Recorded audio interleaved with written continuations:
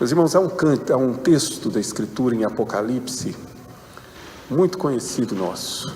E naquele texto, os irmãos devem se lembrar, Deus diz: eis que estou à porta e bato, quem abrir, entrarei, cearei com ele, e etc. Tá?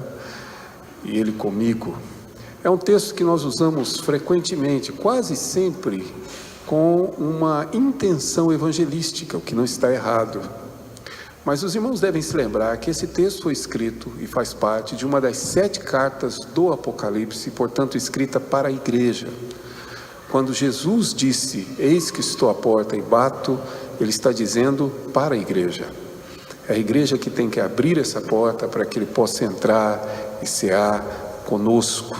É essa a intenção do texto. Eu quero ler com os irmãos o texto que vamos refletir esta noite. E logo após gostaria de cantar esse cântico, um cântico que está baseado exatamente nessa passagem, mas com a intenção de que eu e você estejamos dispostos de fato a abrir o nosso coração para ouvir aquilo que Deus tem a nos dizer. Então vamos ler primeiro o texto que está na carta de João, primeira carta de João, no capítulo 2, 1 João 2, e no verso 7, está escrito assim: amados, capítulo 2, perdão, 1 João, capítulo 2, verso 7, amados, não vos escrevo mandamento novo, senão mandamento antigo, o qual desde o princípio tiveste. Esse mandamento antigo é a palavra que ouviste. Todavia vos escrevo um novo mandamento, aquilo que é verdadeiro nele e em vós, porque as trevas se vão dissipando e a verdadeira luz já brilha. Aquele que diz estar na luz e odeia seu irmão, até agora está nas trevas. Aquele que ama a seu irmão permanece na luz, e nele não há nenhum tropeço. Aquele, porém, que odeia seu irmão está nas trevas, e anda nas trevas, e não sabe para onde vai, porque as trevas lhe cegaram os olhos. Vamos cantar esse cântico, o hino de número 197 em nosso inário. Um pequeno cântico, acredito eu que a igreja já o aprendeu, uma vez que ele não é tanto da nossa tradição, mas está no nosso inário. Vamos nos colocar de pé e vamos louvar ao Senhor com esse cântico.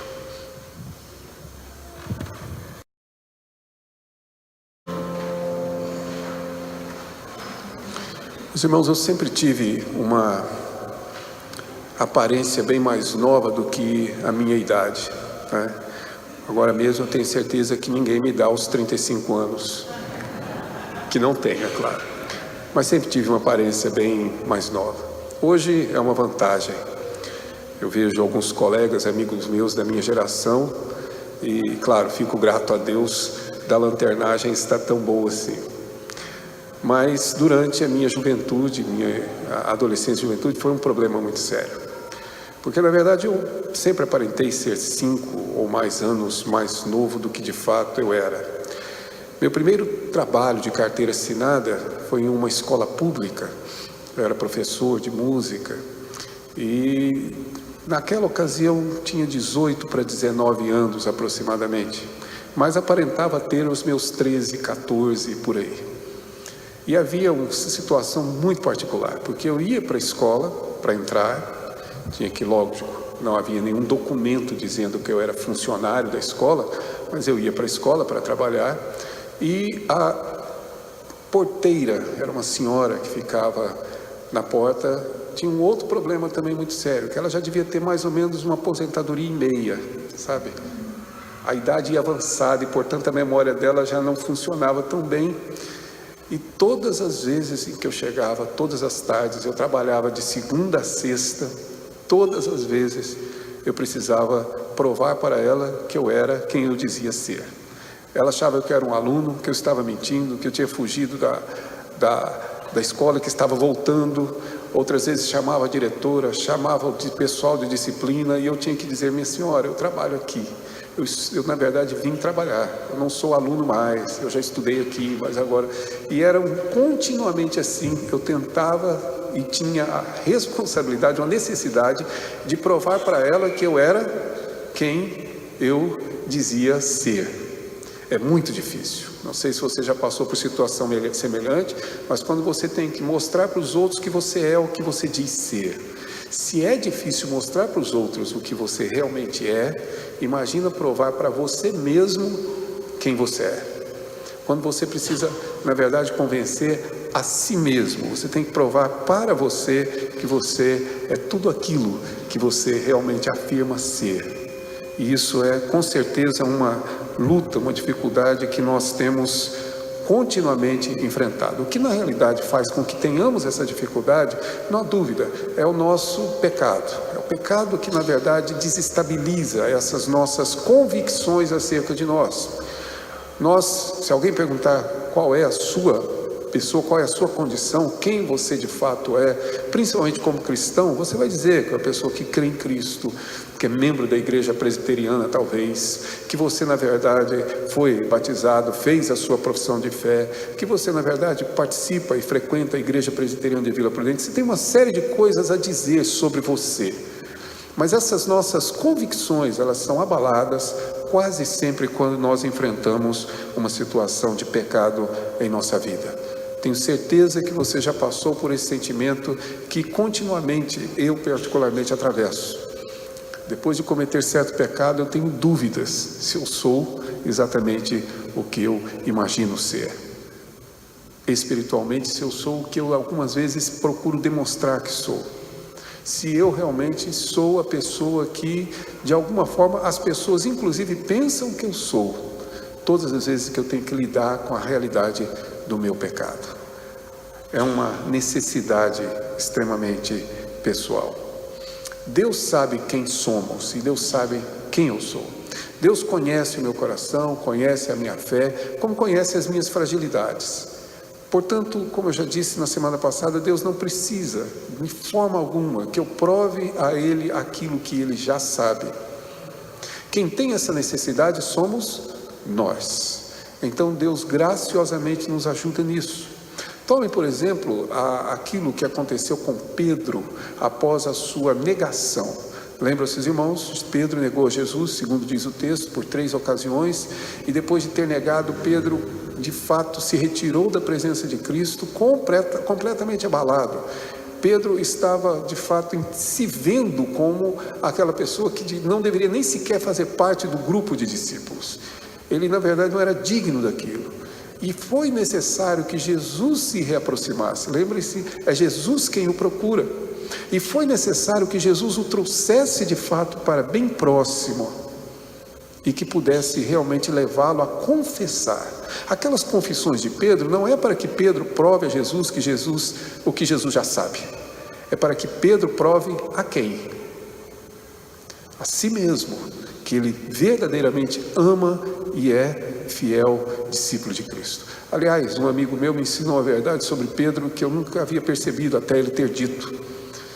Qualquer um de nós não colocaria Pedro em um púlpito depois do pecado que ele cometeu de negar a Cristo.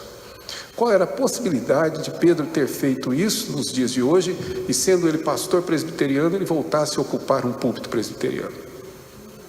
Nenhuma. Ninguém o colocaria ali.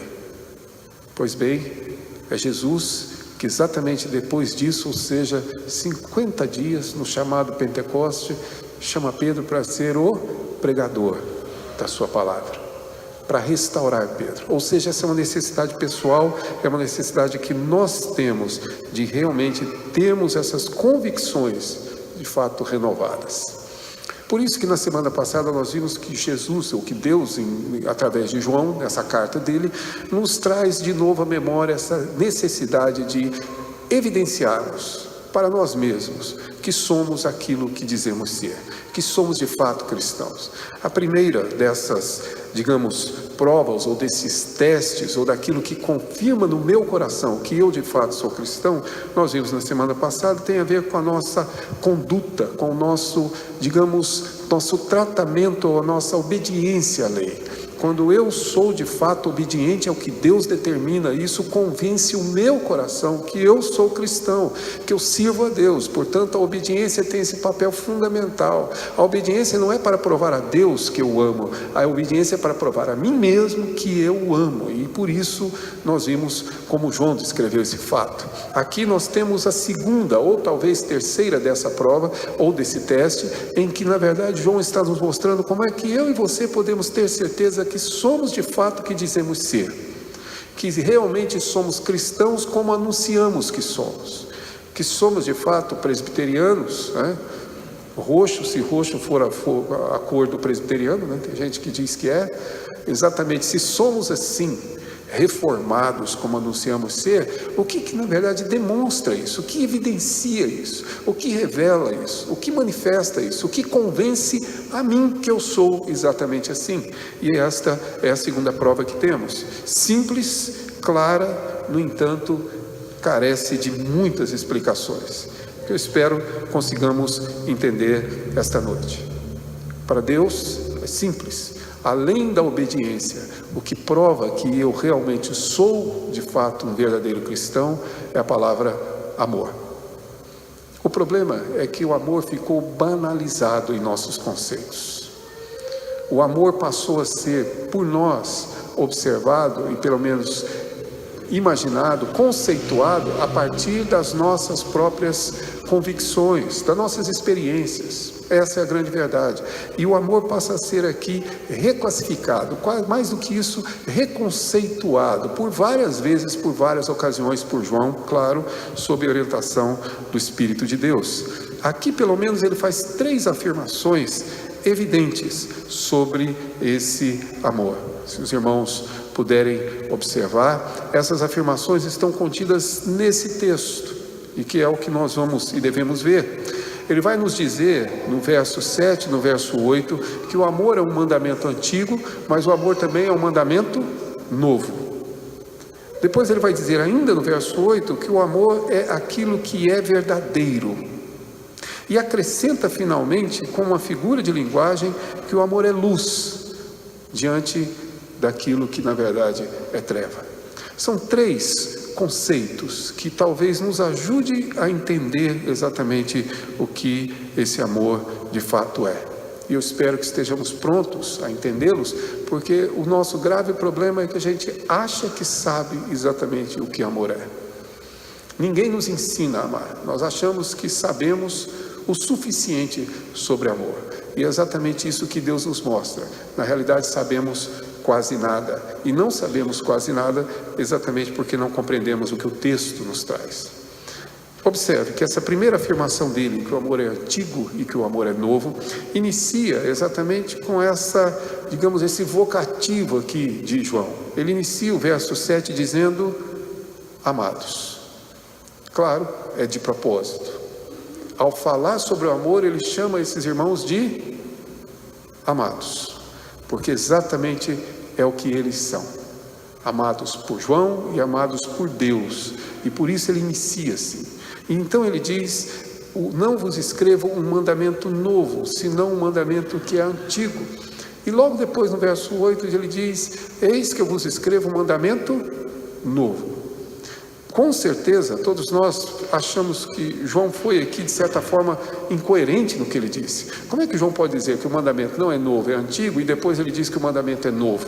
O que se passava na mente de João? Claro, ele tem um conceito sobre antigo e um conceito sobre novo, que é exatamente o que nos faz entender o que ele está escrevendo.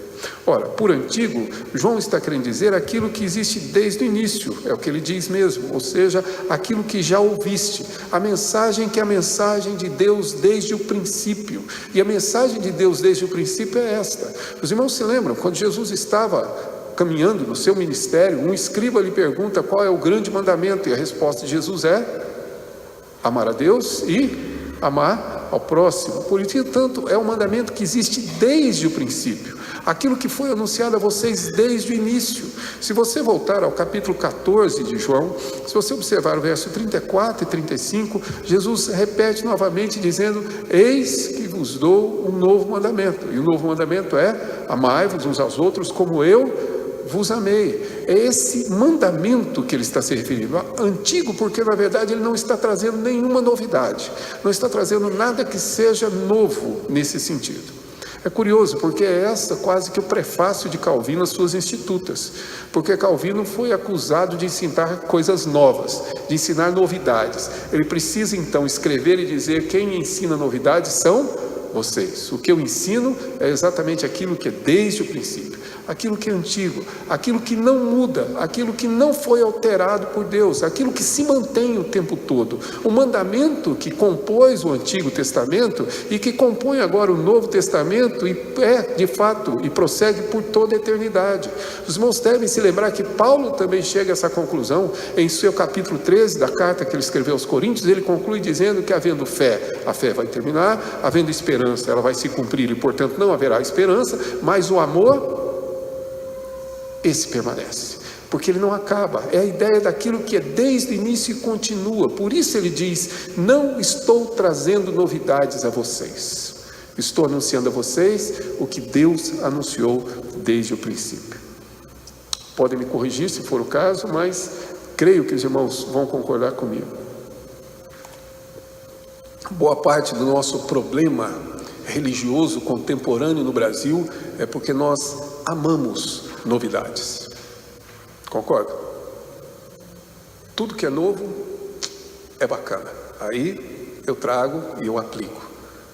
Tudo que de alguma forma traz alguma novidade nessas questões. Me lembro que algum tempo atrás, fui ao culto, na época acho que eu fui com Samuel, com Felipe, acho que a Luísa estava com Samuel, Natália e Luísa, eu creio. E fomos a um culto próximo de casa, uma igreja presbiteriana mesmo. E entramos para assistir o culto. Sentamos. A minha surpresa foi a hora que começou a parte de louvor. Apagaram-se as luzes. Acenderam apenas as luzes do palco. E eu já não sabia se estava numa igreja ou numa casa de show. Tudo escuro. O teto pintado de preto. Eu não conseguia ler a Bíblia. Até o final do culto, inclusive a mensagem, foi proferida dessa forma. Graças a Deus eu não estava com sono, senão eu teria dormido. Porque o culto precisa ser realizado sobre essa novidade. Tudo que é novo, as pessoas pensam que, na verdade, deve ser aplicada. Todos os modismos que surgem, tudo que aparece, digamos, de novidade é trazido para dentro da religião, porque na verdade isso é atraente, porque as pessoas nos dias de hoje se movem por novidade. Nada que seja de fato antigo. Pois bem, é exatamente esse o princípio de João. O mandamento que eu lhes dou, o amor que na verdade eu determino, ou Deus determinou que nós cumpríssemos, ele é um mandamento antigo. Ele não muda, não é novidade, não é alguma coisa nova que eu estou trazendo, como na verdade os pregnósticos, digamos assim, ou aquelas religiões que João está tentando combater aqui na Ásia Menor estão trazendo. Não é nenhuma novidade. O que eu anuncio para vocês é o que vocês já ouviram, o que vocês estão cansados de ouvir e já ouviram diversas vezes, que na realidade o princípio de Deus é exatamente esse: amai-vos uns aos outros como eu vos amei, e que precisa ser repetido continuamente. Esse é na verdade a razão porque o mandamento, segundo ele, é antigo. Mas se ele é antigo, tá certo? Ele também é novo. Diz o texto no verso de número 8: todavia vos escrevo novo mandamento. E agora nós precisamos entender em que sentido ele é novo. Se ele é antigo, então como ele pode ser novo? Ele é novo, e novo se trata aqui exatamente da forma como a natureza das coisas de Deus. A Escritura tem uma maneira de descrever aquilo que pertence a Deus. E essa forma procede do Antigo para o Novo Testamento continuamente. Se não, tentem se lembrar comigo. O salmista, no Salmo 96, verso 1, diz: cantai ao Senhor um cântico novo. Tá certo? Novo não significa um cântico que nunca tenha sido cantado, mas porque a natureza do cântico é nova. Ele acrescenta, por exemplo, Jeremias escreve dizendo que Deus estabeleceria conosco uma nova aliança, e a aliança é nova. Mas é nova não porque essa aliança, na verdade, substitui uma aliança anterior. É nova porque a aliança que pertence a esse Deus, cuja natureza sempre é nova, ou aquilo que ele propõe. Ezequiel, capítulo 36, verso 26, diz que Deus colocaria um espírito novo dentro de nós. A mesma coisa, Jesus, em Mateus 17, diz que o Evangelho é o vinho novo dentro de um odre novo. Mais uma vez, sempre nesse sentido.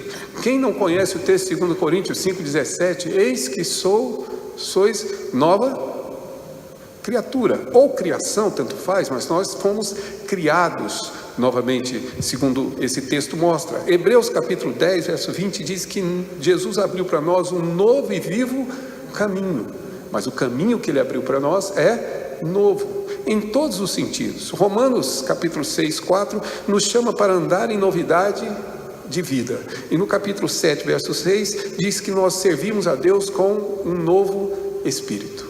Novo é a descrição daquilo que Deus opera em nós, que na verdade não é exatamente essa forma como o ser humano enxerga. É novidade porque na verdade procede dele. É novo em todos os sentidos porque na realidade não passa e permanece continuamente novo.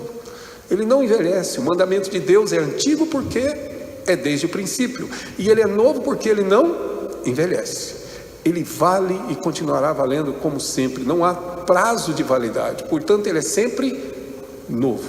É essa a ideia, porque João diz que é este o mandamento que Deus dá e que na verdade revela o seu caráter.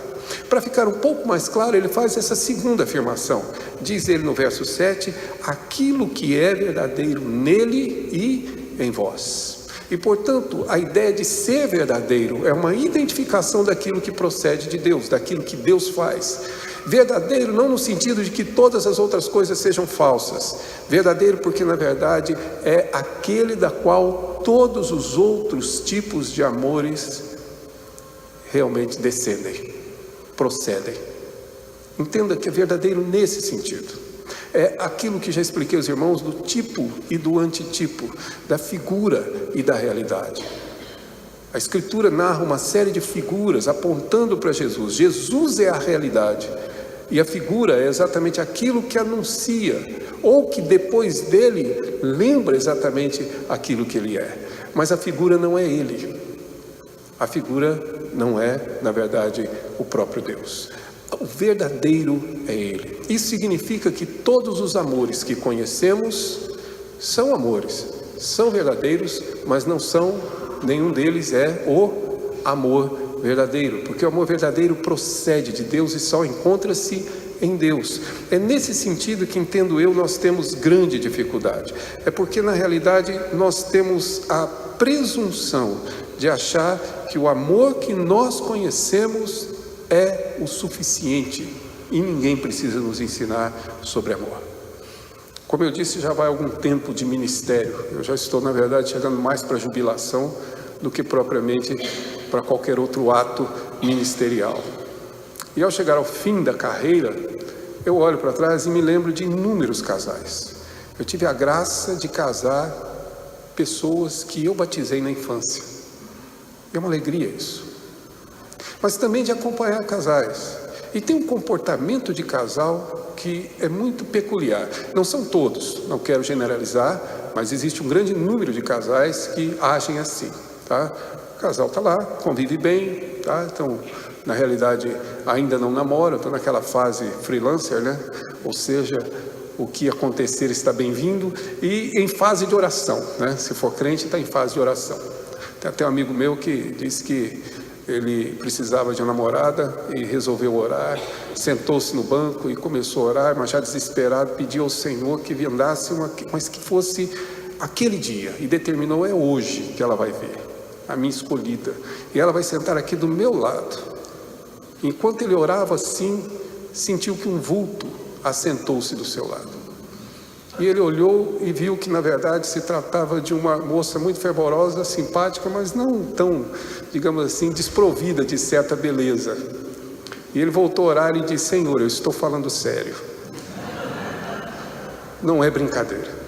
Mas essas pessoas estão em fase e procuram e de repente encontram alguém. Começam a namorar, se apaixonam. E então, eu vou usar aqui a primeira pessoa para não ocorrer de achar que nós somos diferentes. Então a gente pensa que não precisa de mais ninguém. Não precisamos. Pais, de vez em quando, para fazer companhia desde que o casal esteja juntos. Amigos, nós nos afastamos deles, por causa da pessoa por quem nós nos apaixonamos. Se o namoro prossegue e termina em casamento, fica um pouquinho pior, porque aí nós somos autossuficientes. Nós nos casamos e achamos o seguinte: eu e você nos bastamos. O mundo pode estar desmoronando lá fora, mas eu não preciso de mais ninguém, desde que você esteja ao meu lado. Bonito, mas não é verdadeiro. Mas a gente acha que sim, nós somos suficientes. E na minha experiência, à medida que o tempo passa, quando esse casal finalmente tem um filho, aí eles caem na real. Porque aí nós descobrimos que precisamos das pessoas. E descobrimos que não sabemos amar como achamos que sabemos. E descobrimos que nós estamos no início de um aprendizado e não na pós-graduação.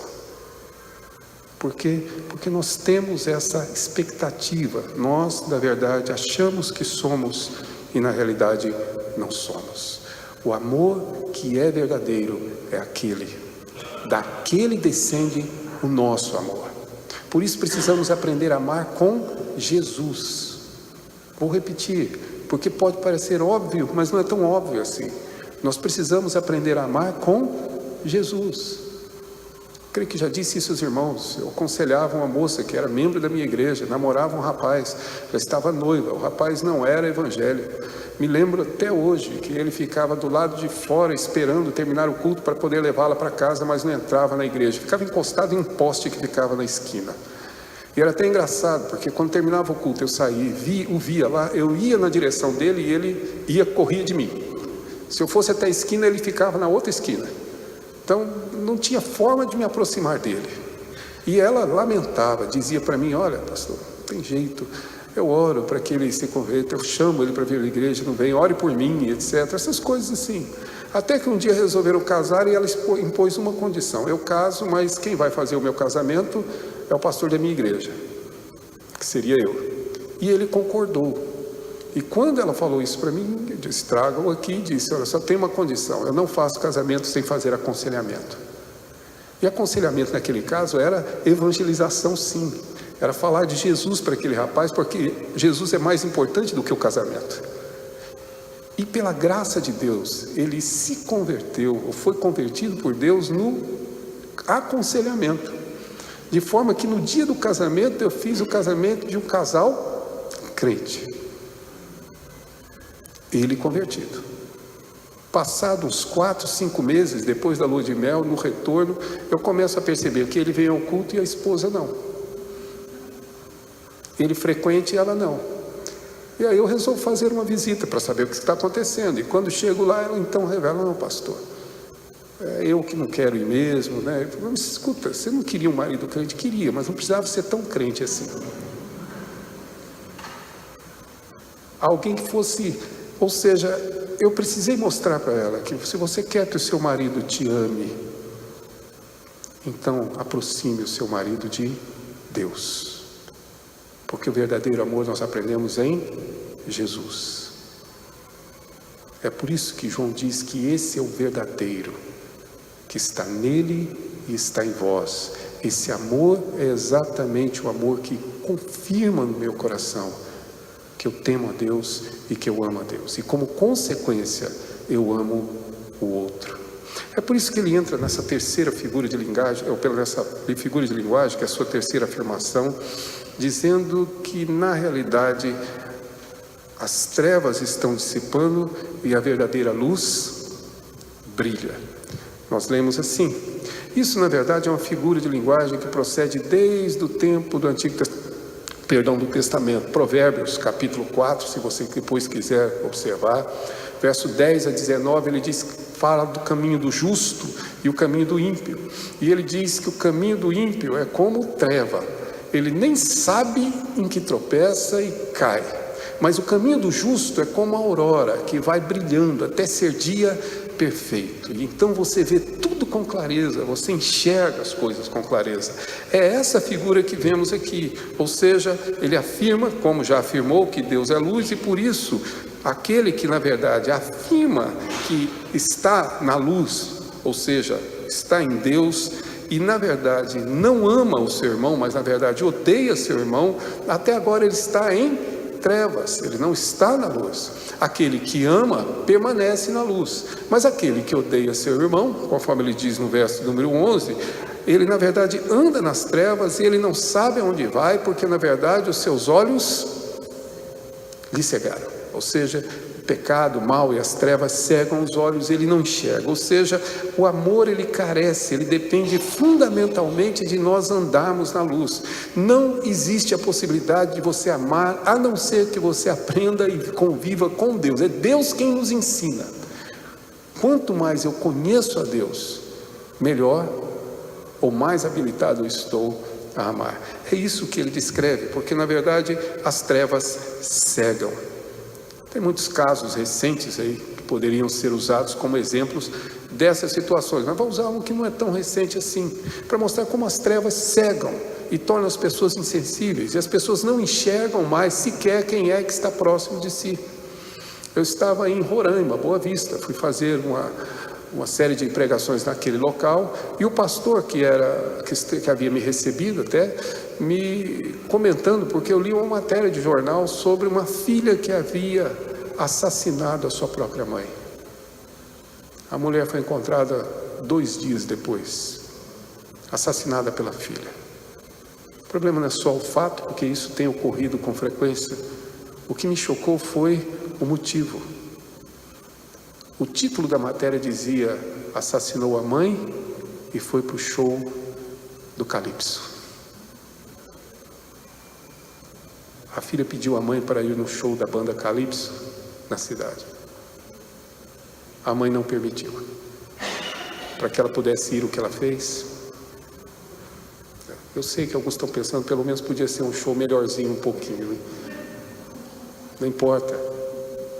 É a banalidade do ato, é a banalidade do fato, é a cegueira que a treva traz, que o pecado toma no coração e faz com que as pessoas ajam assim por banalidades, por coisas ridículas, irrisórias. Mas as pessoas na verdade estão cegas pelas trevas, porque o que nos abre os olhos é exatamente a luz. Diz ele que a luz já começou a raiar, as trevas estão dissipando. Aqueles que estão em Cristo vão ver de fato o seu caminho se tornar cada vez mais claro, até ser dia perfeito. Então você enxerga todas as coisas e você não é pedra de tropeço, conforme ele diz aqui. Mas aquele que não ama, ele ainda permanece nas trevas. As trevas lhe cegaram e ele não sabe para onde vai, ele não tem nenhum destino, porque ele não sabe aonde de fato o seu sentimento, o seu coração o irá levar. Quantas pessoas você conhece que destruíram sua vida em nome de sentimentos que julgou ser amor, mas porque estavam nas trevas não perceberam que isso não era amor e a vida foi completamente destruída?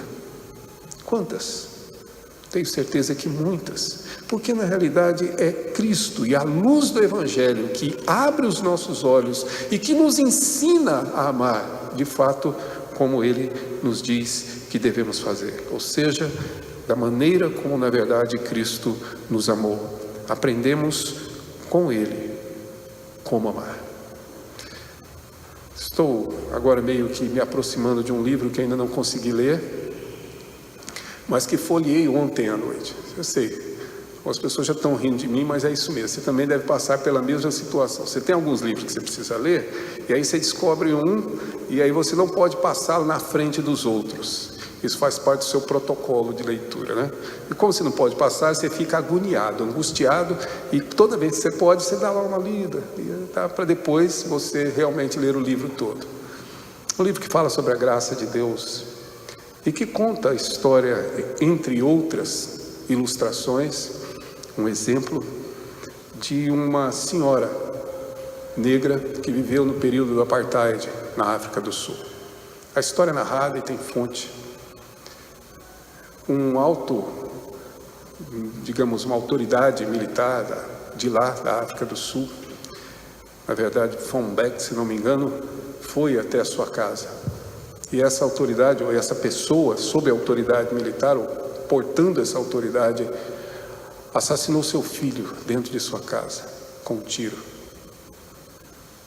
E levou o marido preso, desaparecido por meses, e que depois, na verdade, no fim do apartheid, os crimes foram julgados, ele confessou que o levou para a beira de um rio, ateou gasolina sobre ele e o queimou vivo. Esse homem foi julgado, foi condenado, e assentada estava a mãe do rapaz que morreu e a esposa, que é ela mesma, a esposa do marido, e que perdeu o filho e o marido nesse ato. E o juiz perguntou a ela o que ela queria que fosse feito, o que ela desejaria que fosse feito. A resposta dessa mulher foi o seguinte: eu tenho 3 pedidos. Primeiro, eu gostaria que me indicasse o local onde meu marido morreu. Eu gostaria de recolher lá as cinzas ou as terras e dar ao meu marido um enterro digno.